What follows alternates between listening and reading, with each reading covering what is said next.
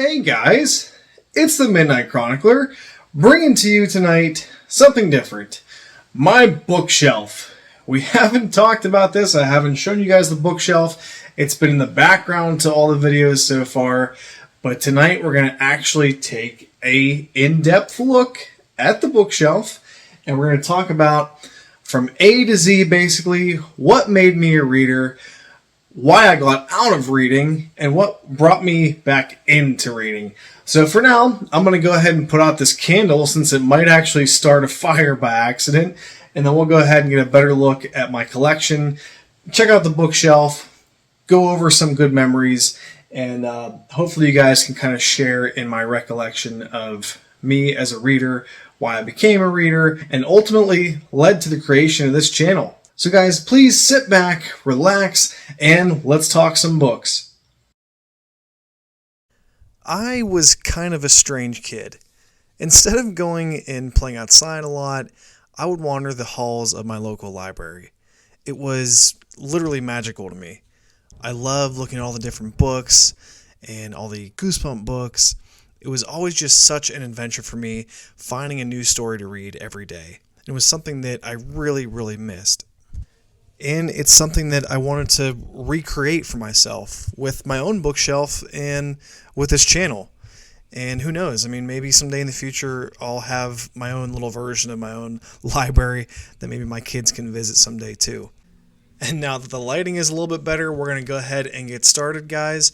We're going to start with Goosebumps, of course, and we're going to go from top to bottom here, and we'll just go through my timeline as a reader. As you guys can see, there are a lot of missing numbers in that Goosebump collection of mine. I am sorry, guys.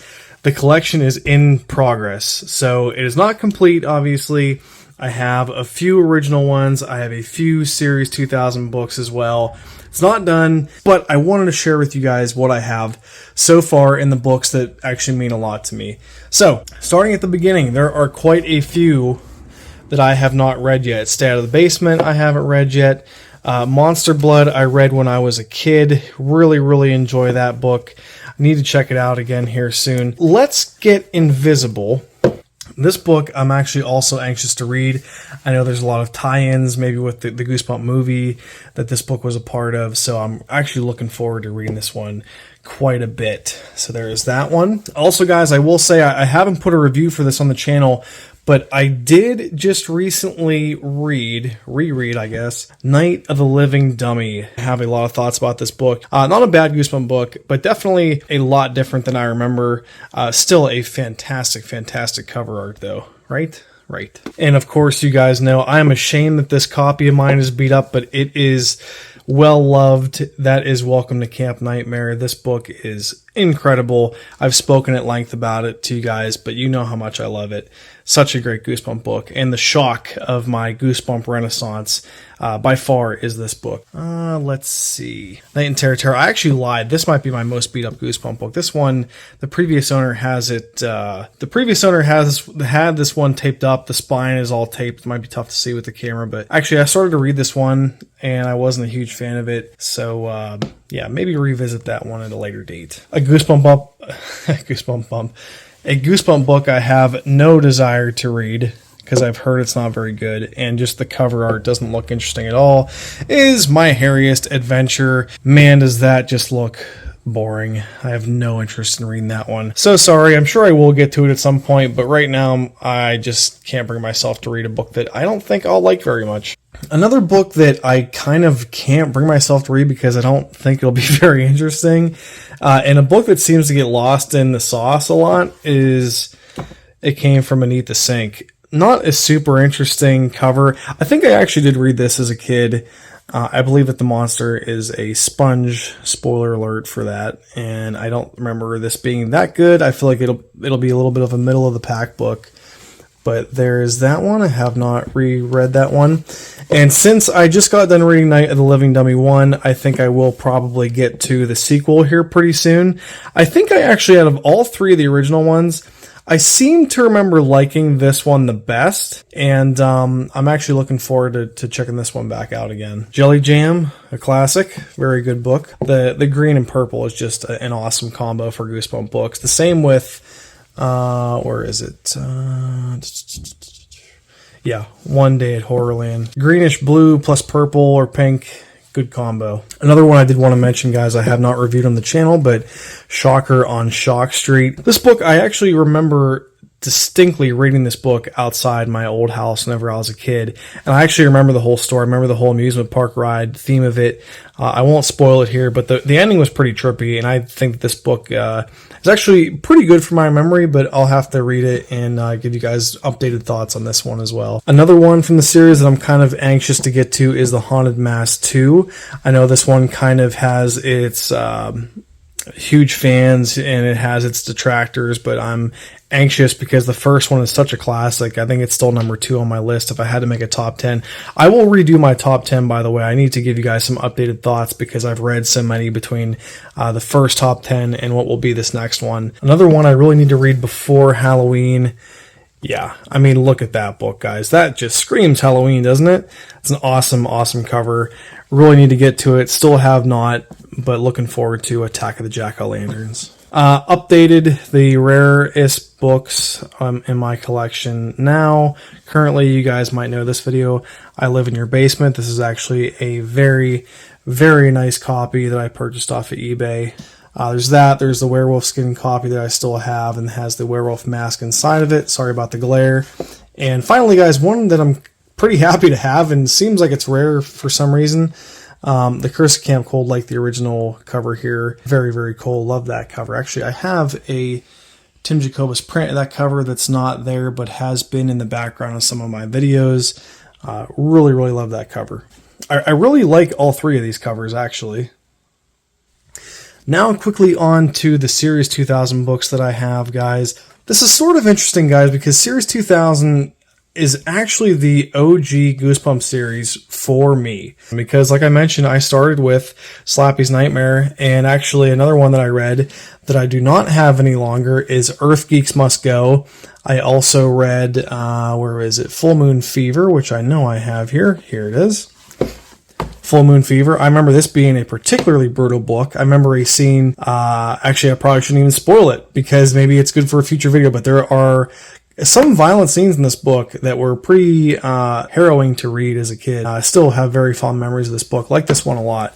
As well, I owned The Haunted Car as a kid. Another great book. Seriously, guys, I'm telling you, Series 2000 did not have as many books as the OG 62, but I really think Series 2000 was probably the better series overall. It felt like R.L. Stine was allowed to kind of unleash a lot of the more hardcore themes and some of the more edgier stories that he wanted, and I'm here for it. Besides, you guys already know the reviews on the channel, these 2 books. Man, I will love the covers for these. The story... Yeah, anyway. Another one of these that I read when I was a kid and remember being very awesome is Attack of the Graveyard Ghouls. This is also on the reread list. I did not get to it yet, unfortunately. Brain Juice. Funny story about Brain Juice, quick.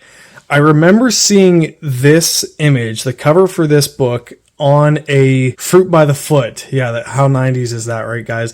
Fruit by the Foot used to have Goosebumps promo stuff on them, and like the Fruit by the Foot that you'd purchase with this was like a purplish, like pinkish looking color. I remember the brain with the brain juice kind of pouring on it, and man, this was just an epic cover with a story that just completely falls flat. It is not quite as bad as Invasion of the Body Snatchers, but this is a pretty goofy Goosebumps story.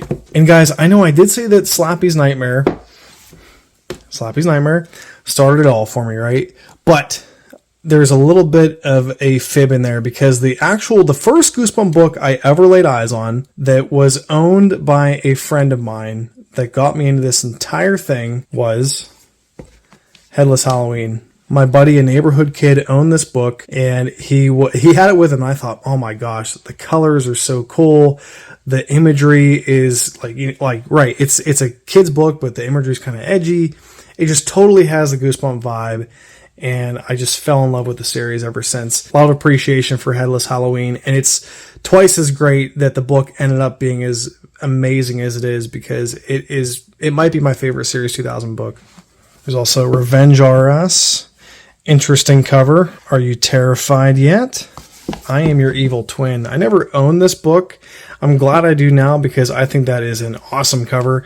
And another one that I have in the backlog, haven't gotten to yet, but very anxious to. But yeah, guys, like I said, that is the Goosebump collection in a nutshell. It is not very impressive right now. I'm working on it, though, I promise. And as you guys can see, the first Stephen King book gracing my bookshelf is the very first Stephen King book I ever read, and that is Under the Dome. And guys, Under the Dome is a heck of a Stephen King book to start with. Look at this beast. This book is it's over 1,000 pages. This book is nearly 1,100 pages long. I was out of my mind. But the reason I picked this book up is because I distinctly remember this book in the early 2010s. I saw it advertised on TV and YouTube, and I thought the cover was sick. What is going on? This small town is completely covered by this giant glass dome. Is it aliens? Is it the government? What is going on? I had to know. And Stephen King, obviously, guys, you're going from Goosebumps Books. This was the author that I made my jump to, basically. There have been like Harry Potter books in my past and stuff, and obviously Goosebumps, but Stephen King felt like the next natural progression for my reading life. I'm not even kidding you when I say I finished this book in 5 days. That is a feat that I have not been able to replicate to this day. I don't know how I did it. And it is a wild, wild ride. And you just get a nice microcosm of what would happen if your town was suddenly trapped from the outside world by a mysterious giant dome. And this started an even bigger addiction reading-wise. By the way, guys, side note, this book, I believe, even back in the day, which I believe the day was, good God, 2009. Look at this price. Yeah, $75. $75 for this book. I don't know what was wrong with me. I bought it. I loved it. It was worth it to me, and that's all that matters. From there, guys, I fell into It, which is a marvelous book. Another gigantic book, over 1,000 pages. This copy's pretty beat up, but it is a first edition, so I'm pretty proud of that. But love that book. Have that one. And then from It, we come to The Shining, a book that is way, way better than the movie, in my opinion. And man, the fall from grace of the father in the book is just no comparison, in my opinion. There is a lot more horror elements in the book than in the movie. The movie's good, but I really, really enjoyed the book that much more. Truly a classic. I need to reread this book. Also not pictured here, guys, on the shelf is Carrie. I read Carrie and loved that book. Pet Sematary was next. Very good book. Then we're continuing right down the timeline. Next would have been Misery, Cujo, The Eyes of the Dragon. This is actually a pretty good fantasy book. Stephen King took a shot at fantasy here, and I think he did pretty well. It's kind of a more fantasy tale. It's obviously not a very big book, but Eyes of the Dragon is definitely something that I would recommend someone that enjoys fantasy to check out. Next, there was Bag of Bones, and then we had the sequel to The Shining, which is Dr. Sleep. I did not finish Dr. Sleep. I got about halfway through. It might be blasphemy to say, but I was not crazy about Dr. Sleep. But I do own it. Next, guys, Needful Things, another great and twisted tale by Stephen King. I believe this is also a first edition. Yeah, another kind of beat up hardcover, but I love the hardcover books. I really need to round out my Stephen King collection because there are quite a few that I am still missing that you guys will not see on this shelf. At the top of the shelf here, guys, we also have The Stand, another really chonky book from Stephen King. Did not finish this one either. I need to restart it. It's actually been probably 10 or 15 years since I tried reading this book, and it wasn't really clicking with me. I do believe that the beginning of this book was kind of slow, if I remember correctly, and I just need to give it another shot.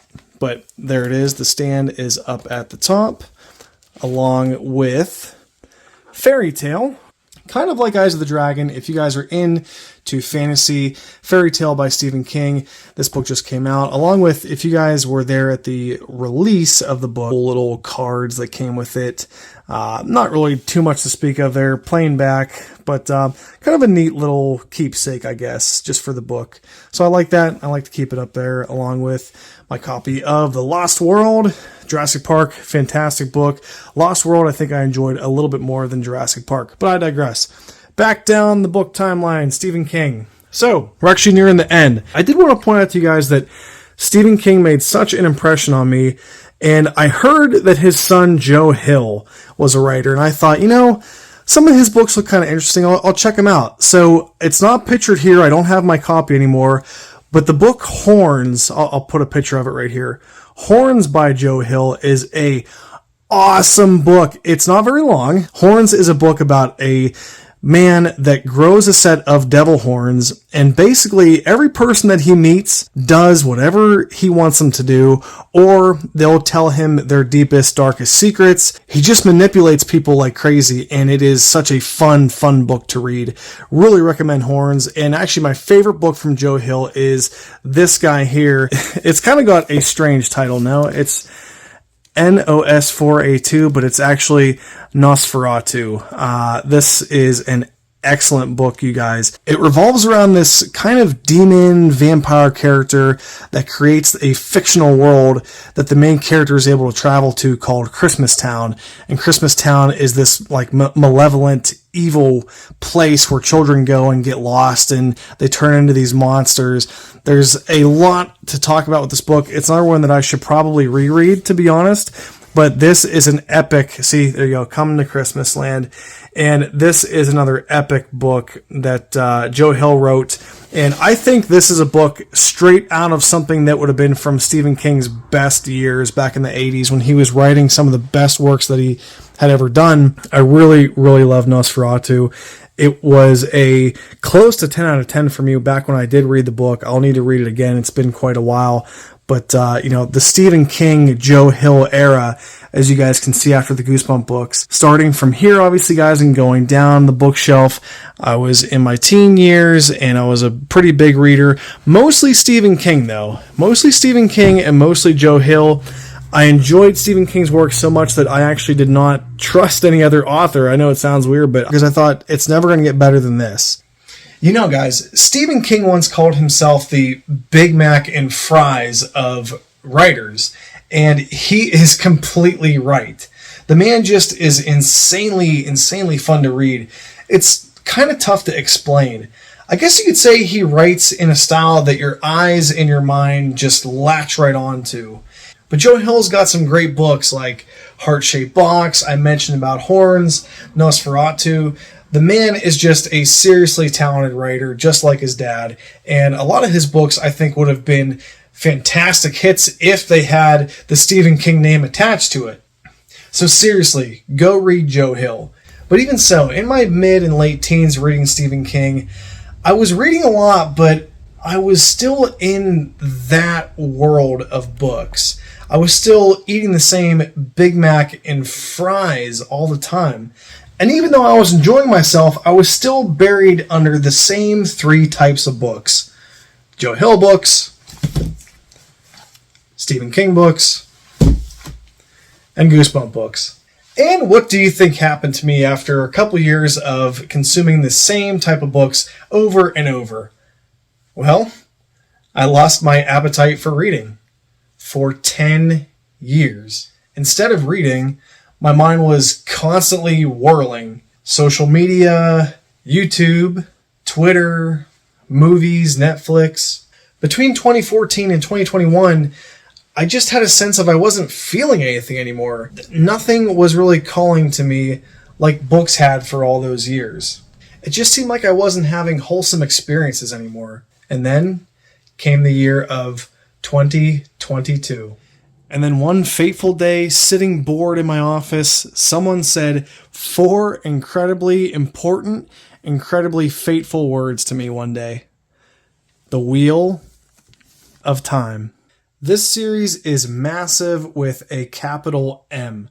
14 books an insane fantasy story that is just as intimidating to begin as you guys could probably imagine. And actually, if you count New Spring, it's actually 15 books. So 1, 2, 3, 4, 5, 6, 7, 8, 9, 10, 11, 12, 13, 14, 15 books in this massive, massive epic series.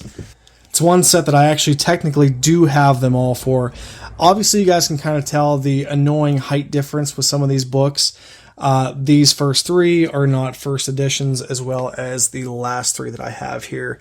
But the series is technically complete. All the books are here.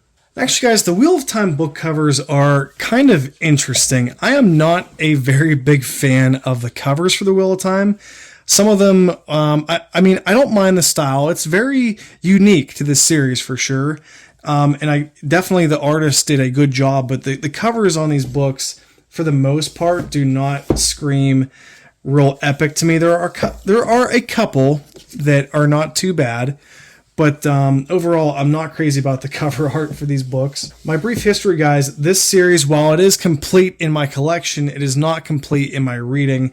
I am only halfway through The Fires of Heaven, and actually, I have to put the series down, unfortunately, for a time, because it just became too much for me. And if you guys don't know, I actually procured this entire collection for $30 on Facebook Marketplace. Yeah, I was gifted this collection by a very, very generous guy that has no idea what he started by giving me this collection, because it started this channel and it reignited my love for reading. And while I have not finished this series yet, guys, I do owe it my thanks, and I will return to it one day. Of that, I have no doubt. But at the beginning, I powered through a lot of these books. I powered through The Eye of the World. I read that quickly. Went right into The Great Hunt. 2 fantastic books that I also have reviews for on the channel. Then right into The Dragon Reborn, which was my favorite of the 3 yet. And then I hit The Shadow Rising, which here's where I'm going to be kind of controversial. This is considered by a lot of Wheel of Time fans, not all of them, but a lot of them, to be the best book in the series, and this was my least favorite of the 4 so far, which maybe you can say that maybe my taste is bad, but I did not like this book. And Fires of Heaven, like I mentioned, I got a part of the way through, but this was around over 1,000 pages read, guys. All of that all at once was unfortunately a little bit too much for me. And before I sound like too much of a downer on the Wheel of Time, guys, I do want to show you guys one thing. Did you know that while I haven't gotten to this book yet, my favorite title for any book ever so far, I can't really explain it, but it is actually the title of the final Wheel of Time book, and it is just another thing that's tempting me to finish that series, because I love the title and what it could potentially mean. And that title is A Memory of Light. And I can't wait to eventually get to this. I will. It probably won't be anytime soon. Unfortunately, there's a lot more series that I want to get to and finish, but this will forever be at the top of my bookshelf because it is the crown jewel of my goals as a reader. So fun fact, that's my favorite title for a book. Why? I don't know. I just like the title. I think it sounds cool. Fantasy had its hooks in me, and I needed a fresh voice to start to read after I took a break from the Wheel of Time. And I got that fresh voice and much more with Patrick Rothfuss and The Name of the Wind.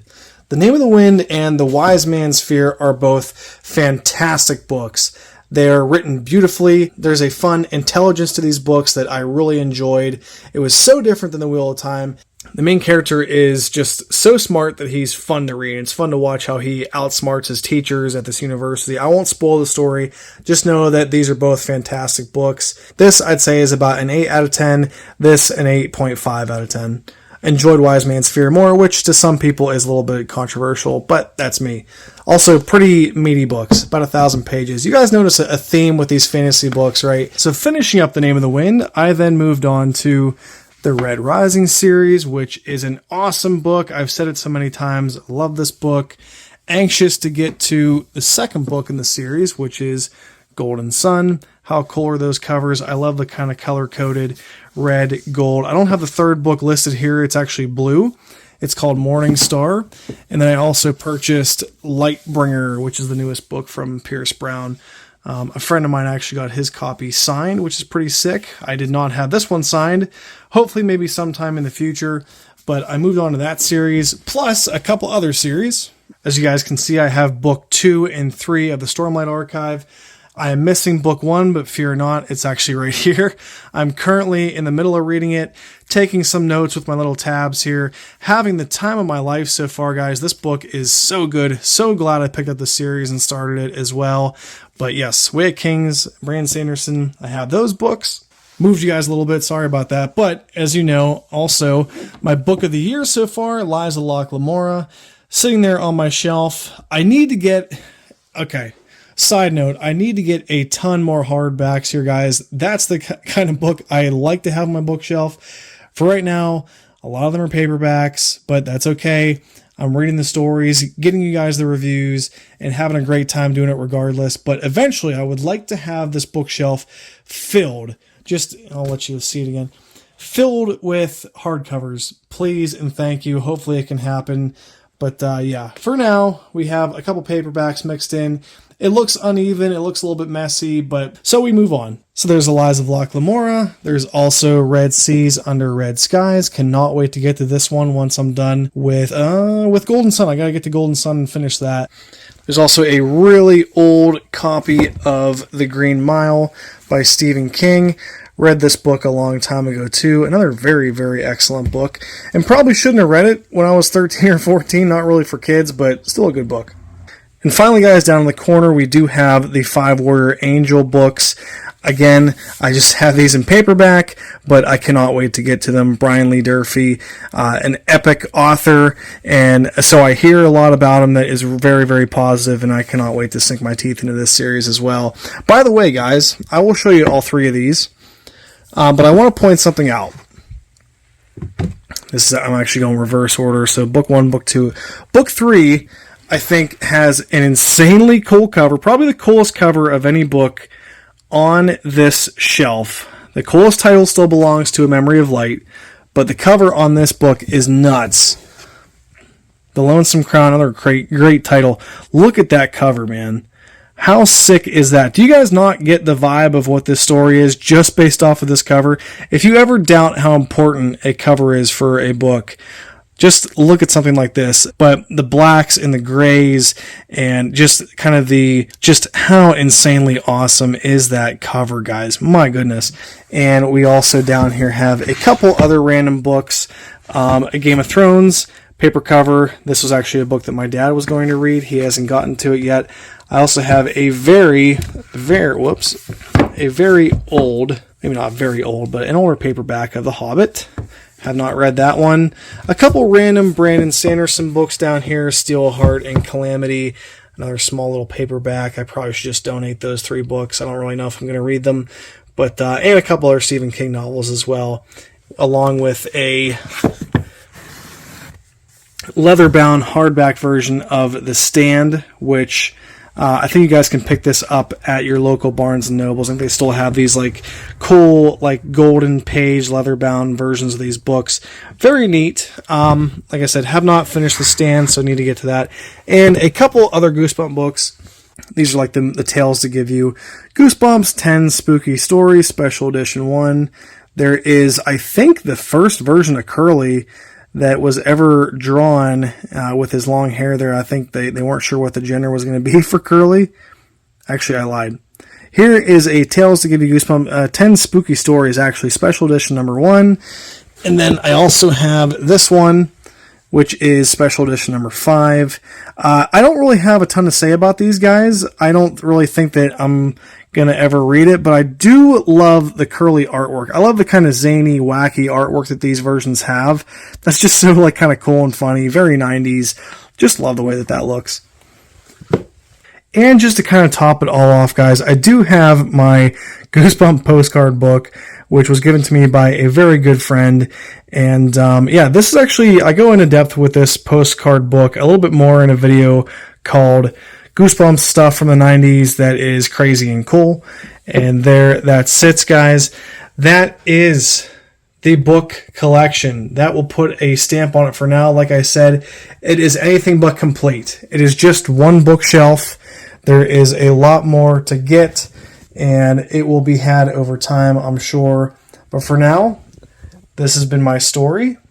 This is my bookshelf. And I thank you guys so much for being here and checking this video out. I appreciate it. Please feel free to like and subscribe, and I will talk to you guys soon.